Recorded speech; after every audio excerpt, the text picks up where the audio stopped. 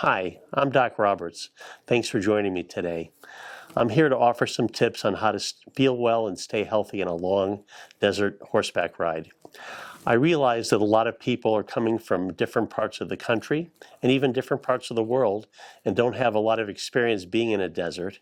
And even a lot of the people that are native Arizonans or have lived in Arizona for a very long time have not really spent that many hours in the desert. This video that we're making today is to help you to stay well and to maintain your health as we go on a long ride in the desert. First and most important, it's important before you get on your horse in the morning to get water for the trail. If you're going on a half-day ride, you should have 2 bottles of water in your saddlebag. And if you're going on a full-day ride, you should have 3 bottles. There's opportunities along the trail on a full day's ride. There are beverage stops where you can replenish whatever fluids you've drunk already. You should feel free to get 1 or 2 bottles of water or Gatorade. That works best in rehydration. Also, it's very important before you get on your horse to go to the porta potty before you go on a long full day's ride. You'll be very happy that you've done this. Trust me on this. Although my title is Ride Doc, I'm really not practicing medicine on the ride. I'm a surgical specialist and don't really have much experience in this type of medicine. We have on the ride 2 paramedics on horseback that are situated in different parts of the ride, and they're there to accommodate you to help take care of your scrapes and such that you should get on the ride. We have a full set of radios along the whole length of the ride, and we have communications between me and the paramedics through the system of radios that we have. On a long desert trail ride, the sun is our enemy. First, and very importantly, it's important to protect your eyes from the sunlight, protect your retinas. We do that with the use of sunglasses. I personally get the cheapest possible sunglasses, usually have a pair or 2 either on me or in my saddlebag. I do not use prescription sunglasses because they're very expensive, and the glasses tend to get ruined on a long trail. It's important to protect your skin from the sun. If, like me, you're fair in complexion, you might end up going like me to the skin doctor frequently to have skin cancers removed. Skin cancer is caused by sunlight. The clothes we wear on the trail include a cowboy hat or a wide brim hat, a long sleeve shirt, not a short sleeve shirt, jeans, boots, and some type of gloves.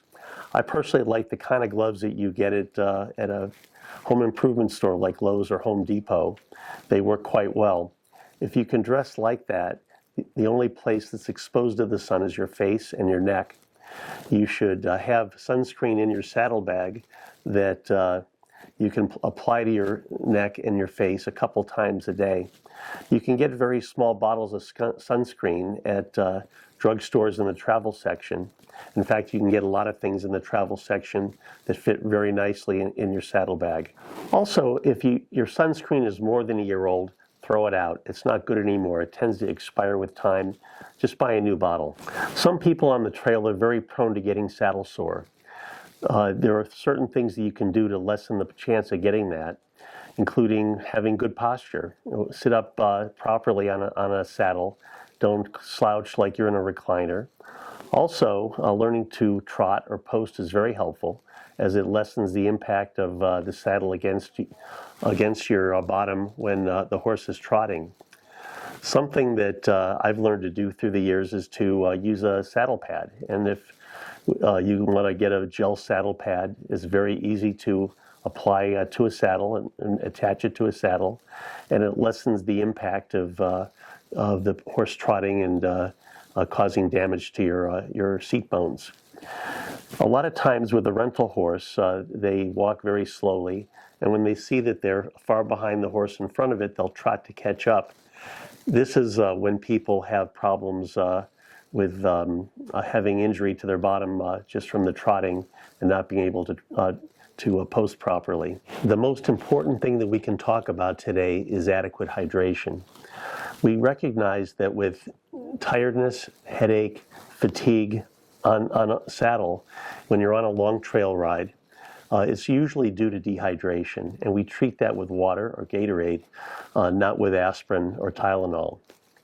If we find ourselves getting a headache, fatigue, treat it with water. It'll go down the easiest, and you should always be drinking something on the trail.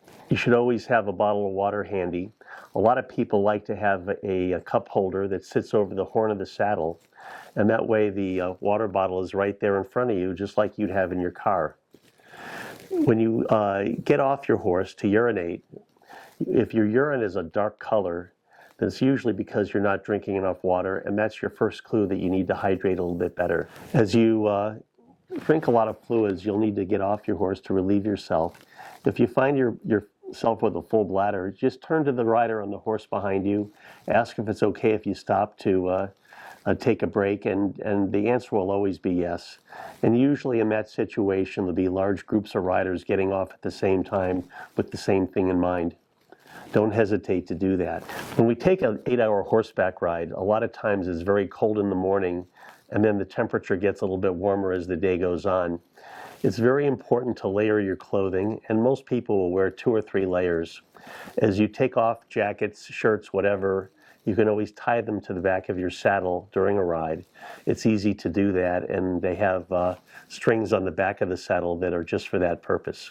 You'll find that you're much more comfortable on the ride if you maintain some level of fitness throughout the year.